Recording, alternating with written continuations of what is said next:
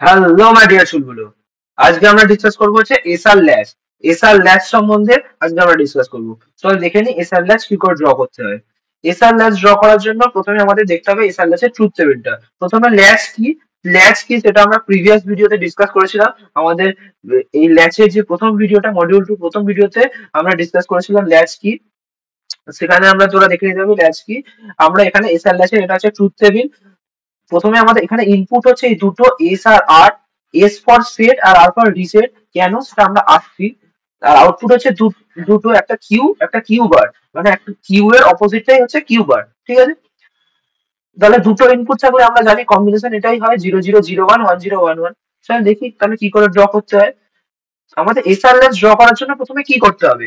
এসআরএলএস draw করার জন্য কিছুই করতে হবে না, তোদের এসআরএলএস কিভাবে খুব সহজে ড্র করতে হবে সেটা আমরা তোদের শিখিয়ে দিচ্ছি। আমরা যেটা এখানে পারফর্ম করব সেটা হচ্ছে ন্যান্ড বেস এসআরএলএস। কি বেস? NAND base.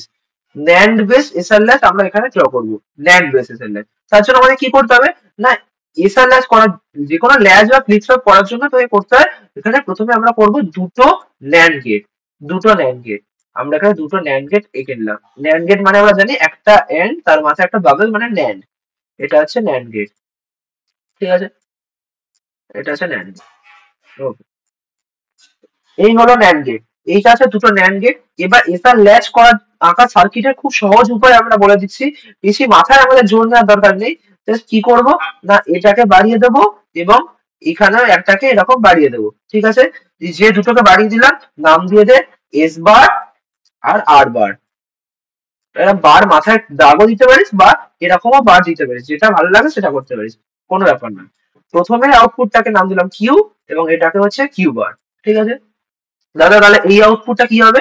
এই আউটপুটটা this output is connected to this and this output is connected to this. তারপরে এই কিউটা যাচ্ছে এর ইনপুটে, এই ন্যান্ড গেটের ইনপুটে, এবং এই কিউ বারটা যাচ্ছে এই ন্যান্ড গেটের ইনপুটে। এটা হচ্ছে আমাদের 1 নম্বর ন্যান্ড গেট, এটা হচ্ছে আমাদের 2 নম্বর ন্যান্ড গেট, ঠিক আছে। তো এবারে আমরা ট্রুথ টেবিলটা কি করে ওয়ার্কিংটা করছে, এই ওয়ার্কিং কিন্তু পরীক্ষায় দেয়, তোদের একে তোদের ওয়ার্কিংটা লিখতে বলবে। এবার কিভাবে ওয়ার্কিংটা করছে আমরা বুঝে নিই। তার জন্য আমাদের প্রথমে দেখতে হবে ন্যান্ড গেটের ট্রুথ টেবিলটা। ন্যান্ড গেটের ট্রুথ টেবিল, ন্যান্ড গেটের ট্রুথ টেবিল আমরা ধরছি ইনপুট এ আর বি আর আউটপুট হচ্ছে ওয়াই। আমরা দেখে নিই ন্যান্ড গেটের ট্রুথ টেবিলটা। তাহলে কি হবে 00 01 10 আর 11, এটা হচ্ছে তাদের চারটে ইনপুট। তাহলে আমরা জানি এন্ড গেটে কি হয়, এন্ড গেটের ক্ষেত্রে যা হয় ন্যান্ড গেটে তার উল্টো হবে। এন্ড গেট মানে বেসিক্যালি কি, ওদের গুণ করে। তাহলে আমরা জানি 00 তে হয় কি জিরো, কিন্তু ন্যান্ড গেট যেহেতু 00 তে জিরো হয়, এখানে ন্যান্ড গেট বলে ওয়ান হবে। 01-এও জিরো হয়, ন্যান্ড গেটে ওয়ান হবে। 10-তেও জিরো হয়, ন্যান্ড গেটে ওয়ান হবে। 11-এতে এন্ড গেটের ক্ষেত্রে ওয়ান হয়, ন্যান্ড গেটের ক্ষেত্রে জিরো হবে। মানে এন্ড গেটে যা হয় ন্যান্ড গেটে খালি তার অপোজিট হবে। এটা হচ্ছে তোর ন্যান্ড গেটের ট্রুথ টেবিল। এবারে একটা খুব সহজে আমরা এক্সপ্লেন করে দিতে পারবো কি করে এটা ওয়ার্ক করছে। তাহলে চল আমরা প্রথমে প্রথম কন্ডিশনটা দেখি। এই কন্ডিশনটা যখন এস ইকুয়াল টু জিরো এবং আর ইকুয়াল টু জিরো, তাহলে জানিস S equal two zero, S equal two কত জিরো, আর ইকুয়াল টু কত জিরো। ওকে, যখন S equal two zero, S বার কত, এস বার ওয়ান, আর আর বার কত, আর বারও তোর ওয়ান। ওকে, আশা করছি বুঝতে পেরেছি।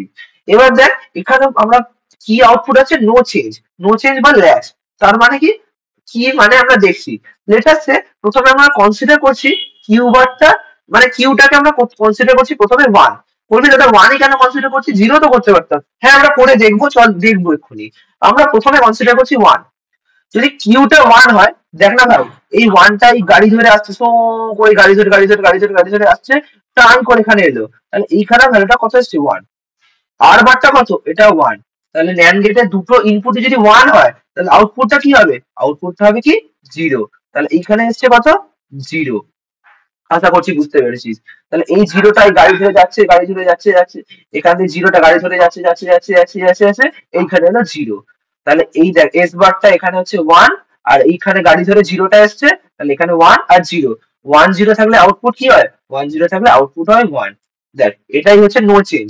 নো চেঞ্জ মানে কি, আমরা প্রথমে কিউ ওয়ান ধরেছিলাম, ওয়ানই পেলাম আউটপুট। এইটা হচ্ছে তোর মেন আউটপুট, হচ্ছে এই কিউটা, এটা হচ্ছে তোর মেন আউটপুট। কিউ বারটা তোর নিয়ে তোর কোনো মতলব না, কিউ বারটা খালি চেক করার জন্য তো আমার ল্যাচটা ঠিকঠাক ভাবে কাজ করছে নাকি। ওকে, তাহলে এটা হচ্ছে নো চেঞ্জ। নো চেঞ্জ দেখতেই পাচ্ছিস যে আমরা কিউটা, এবার কিউ আর যা হবে কিউ বার তার উল্টো হবে। কিউটা আমরা প্রথমে 1 ধরেছিলাম, আর আমাদের ফাইনাল আনসারও কত এলো, 1ই এলো। আর কিউ তার মানে আর কিউ বারটা কত এসছে, 0ই এসছে। আশা করছি বুঝতে পেরেছি, কিউটা 1 হলে কিউ বারটা তো 0 হবেই। আশা করছি কারোর কোনো সমস্যা নেই। প্রথম কন্ডিশন আমরা ডিসকাস করলাম। তো না, S equal to 0, R equal to হচ্ছে 1। আর ইকুয়াল টু 1 হলে আর বারটা 0। আর বারটা 0 মানে কি, এইখানে কত এসছে, এখানে এসছে 0। এবার আমরা ভালো করে ন্যান্ড গেটের ট্রুথ টেবিলটা দেখি। ন্যান্ড গেটের ট্রুথ টেবিলে তোরা দেখতে পাচ্ছিস যে ইনপুটে যদি একটা 0 থাকে, দেখ ইনপুটে যদি একটা 0 থাকে, ইনপুটে যদি একটা 0 থাকে তাহলে আউটপুট ইজ শুড বি 1। ইনপুটে একটা 0 থাকলে আউটপুট 1 হবেই হবে। এন্ড গেটের ক্ষেত্রে কি বলি, ইনপুটে যদি একটা 0 থাকে, এন্ড গেটের ক্ষেত্রে ইনপুট যদি একটা 0 থাকে তাহলে 0 সাথে কিছু গুণ করলে অ্যান্সার 0ই হয়। তাহলে এন্ড গেটে যা হবে ন্যান্ড গেটে তা উল্টো হবে। তাহলে ইনপুটে যদি একটা 0 থাকে আউটপুটটা তোর 1 হবেই হবে। তাহলে ইনপুটে যদি একটা 0 আছে মানে এইখানে কি আসছে তার উপর ডিপেন্ড করবেই না। এখানে 1 আসুক আর 0 আসুক, আউটপুটটা কত আসবে, আউটপুটটা আসবে তোর 1। আশা করছি ক্লিয়ারলি বুঝতে পেরেছিস কি বললাম। যেহেতু ইনপুটটা তোর 0 আছে, আউটপুটটা তোর 1 হবেই হবে। কিন্তু এইটার ক্ষেত্রে কিন্তু আমি বলতে পারছি না কি হবে যতক্ষণ না আমি নিয়ে যাচ্ছি। কারণ শুধুমাত্র 1 এলে আমি কিন্তু বলতে পারছি না কি হবে, দেখ না, শুধুমাত্র 1 এলে আমি বলতে পারছি না 1 হবে না 0 হবে। ঠিক আছে, দেখ এই 1টা এখানে আউটপুটটা পেলাম, কিউ বারটা আছে 1। তাহলে কিউ বারটা গাড়ি চেপে যাচ্ছে, শো করে গেল।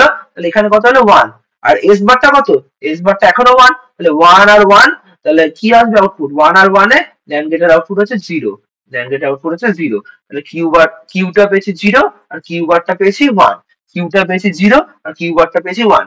যেহেতু আমাদের মেন আউটপুট কোনটা, কিউ, সেটা যখন 0 পেয়েছি তাহলে এই কন্ডিশনটাকে কি বলা হয়, this condition is known as reset condition. এই কন্ডিশনটাকে তোর বলা হয় রিসেট কন্ডিশন। আশা করছি সবাই বুঝতে পেরেছিস। নেক্সট কন্ডিশন আমরা দেখে নিই কি করে ওয়ার্ক করছে। নেক্সট কন্ডিশন কি আছে, 1 আর 0, 1 আর 0। তাহলে এস টা কত 1 আর আর টা কত, আর টা হচ্ছে তোর 0। আমরা এটা মুছে দিই, আর টা আছে তোর 0।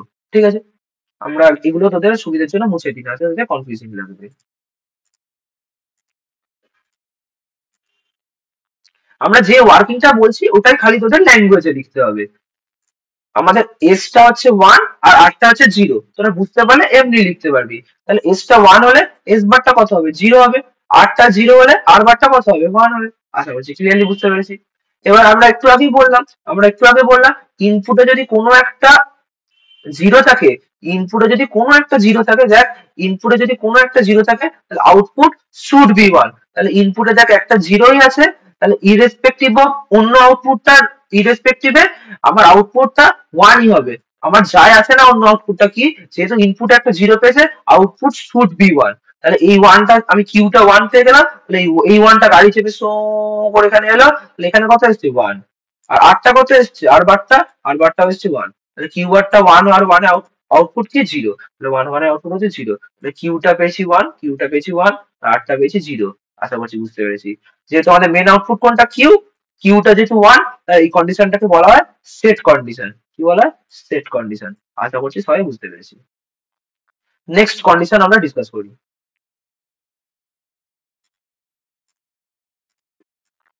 চল, নেক্সট কন্ডিশনে কি আছে, নেক্সট কন্ডিশন হচ্ছে এস ইকুয়াল টু 1 আর আর ইকুয়াল টু হচ্ছে 1। এসও 1 আরও 1, তাহলে এস বার কত হবে, এস বার হবে 0। আর বার কত হবে, আর বার হচ্ছে আমাদের 0। এস বারও 0 আর বারও 0। দেখ এই কন্ডিশনটা ক্ষেত্রে হয়ে যাচ্ছে সমস্যা। দেখ এস বারও 0 আর বারও 0, এস বারও 0 আর বারও 0। আমরা জানি কি, ইনপুটে যদি একটা 0 থাকে, ইনপুটে যদি একটা 0 থাকে তাহলে output should be 1। Output should be 1। দেখ তাহলে কিউটাও 1 হয়ে গেল, কিউ বারটাও 1 হয়ে গেল আর কিউ বারটাও 1 হয়ে গেল। তাহলে এটা তো পসিবল নয়। আমরা তো প্রথমেই বলেছি কিউ যা হবে কিউ বারটা তার সবসময় অপোজিট হবে। কিউ বার তো কখনোই সমান হতে পারে না, কিউ যদি 1 হয় কিউ বারটা 0 হতে হবে। কারণ বার মানে কি উল্টোটা তো। তাহলে এই কন্ডিশনটা কখনোই সঠিক নয়। তাহলে এই কন্ডিশনে আউটপুট কোনো পাবো না, এই কন্ডিশনে আমরা কোনো আউটপুটই পাবো না। এই কন্ডিশনের জন্য আমরা এখানে ক্রস প্রোভাইড করব। কি করবো, ক্রস প্রোভাইড করবো। তার মানে এটা ক্ষেত্রে আমরা কোনো আউটপুট পাবো না। এই কন্ডিশনটাকে বলা হয় রেস অ্যারাউন্ড কন্ডিশন। কি বলা হয়, রেস অ্যারাউন্ড কন্ডিশন। আশা করছি বুঝতে পেরেছি। তোদের যদি পরীক্ষা দিয়ে দেয় যে এসআর ল্যাচ বা এসআর ফ্লিপ ফ্লপের ক্ষেত্রে রেস অ্যারাউন্ড কন্ডিশনটা কোনটা, আমরা লিখবো S equal to S R R, যখন দুটোই one, S equal to R equal to one হলে সেই ল্যাচ বা ফ্লিপ ফ্লপের ক্ষেত্রে, এসআর ল্যাচ বা ফ্লিপ ফ্লপের ক্ষেত্রে রেস অ্যারাউন্ড কন্ডিশন দেখা যায়। আশা করছি সবাই বুঝতে পেরেছিস যে কি সমস্যা, এসআর ল্যাচের কোথায় সমস্যা হচ্ছে এবং এসআর ল্যাচের কমপ্লিট ওয়ার্কিং প্রিন্সিপালটা। তোরা পরীক্ষায় দিলে এই ট্রুথ টেবিলটা আঁকবি, ট্রুথ টেবিল আঁকবি, সার্কিট ডায়াগ্রাম আঁকবি, এবং তোরা সেই চারটে পয়েন্ট বললাম, সেই চারটে পয়েন্ট জাস্ট ল্যাঙ্গুয়েজে এক্সপ্লেন করে দিবি উইথ ন্যান্ড গেটের ট্রুথ টেবিল। তোদের কিছুই মনে রাখার দরকার নেই, জাস্ট পাশে ন্যান্ড গেটের ট্রুথ টেবিলটা আঁকলে নিজেরাই লিখতে পারবি কি হচ্ছে, যদি এই ভিডিওটা খুব ভালো করে বুঝতে পারিস। ভিডিওটা যদি ভালো লাগে তাহলে একটা লাইক কর এবং কমেন্ট কর। যদি কমেন্ট কোনো সমস্যা থাকে তাহলে আমাদের কমেন্টসে জিজ্ঞেস করতে পারিস। ভিডিওটা লাইক কর এবং বন্ধুদের সাথে বেশি বেশি করে শেয়ার কর এবং সাবস্ক্রাইব করে আমাদের পাশে থাক এই ধরনের কোয়ালিটি কন্টেন্ট আরো দেখার জন্য। চল মিলতে हैं अगले क्लास में। Bye bye. If I make you crazy, just take it easy.